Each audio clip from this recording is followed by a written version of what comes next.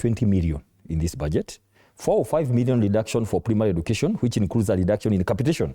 While secondary education is said to lose a net of 4 billion in allocation, including a combined 5 billion sharing cut in capitation for secondary and junior secondary. Now, Treasury budget to Parliament didn't have money for exam fee. We were here. There was an uproar. What happened? They took money for capitation. They brought in here 5.9 million, which is not enough. Exam management needs 11 billion, right? So there's a hole here already. There's a hole there. Number 2, the people who did invigilation for last year have not been paid to date. That's another story. Okay, let's pause there. But for me, the biggest issue in this budget is the fact that the budget for executive office of the president has been increased to that by that 3 billion from what was sent from Treasury, right? During by the committee on the budget.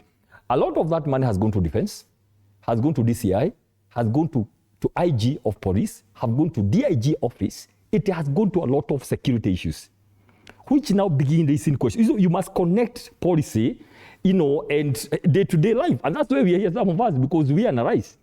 You see a lot of money going to security apparatus.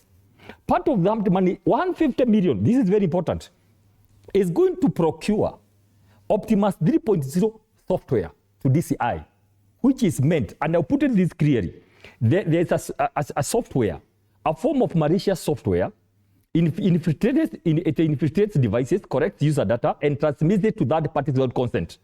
A violation of the Data Protection Act. It will enable DCI to snoop on your phones. Find out who is saying what, where. That already is in the budget, but the broad-based conspiracy, okay? Nobody's talking about it. These are something that should have raised a lot of alarm. Nobody said the people who are supposed to pass the budget, they are all quiet. This is a very serious threat. Now, you remember Gen Z, what happened? What the president do last year? He announced that the confidential vote from his own office, the office of the DP, office of head of public service, office of the applying cabinet secretary, to be abolished. It is back, close to 5 billion. No vote confidence means this. Just to tell our viewers, it's money you can spend without accounting for it.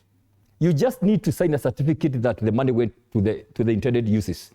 That is a lot of money that can go to exam fee alone. Now, these are things nobody is saying. So what I'm saying is this. The money you see being dished out in economic empowerment, this is where the money is coming from. Because somebody has access to millions of shillings every week. That's what happens. You sign every week for some money. This is the money being dished out there. I want to connect this because this is now, in this budget, there's no single coin for pending bills. No single coin for pending bills.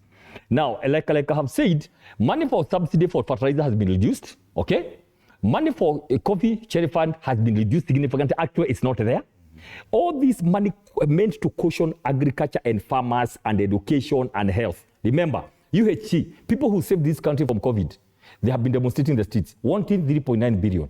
Were it not for the intervention of some like-minded MPs who pushed for 2 billion, there's still a deficit. But we have a lot of money to splash around. What am I saying? Quickly, what Mbadi has done, he has come and told us there's a finance bill, switching quickly to finance bill, and he is swearing by his gods that there are no new taxes.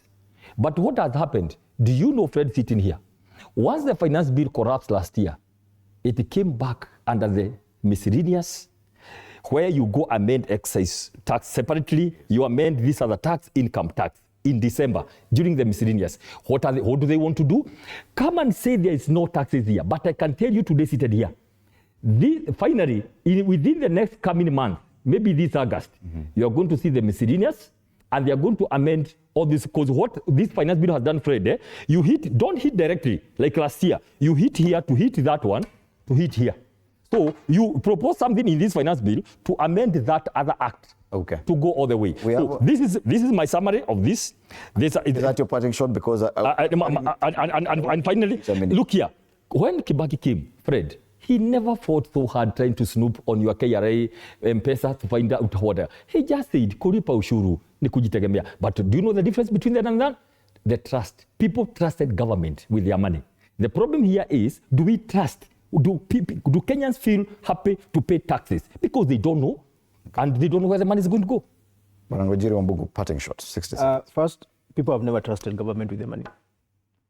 Never happened. And I don't see it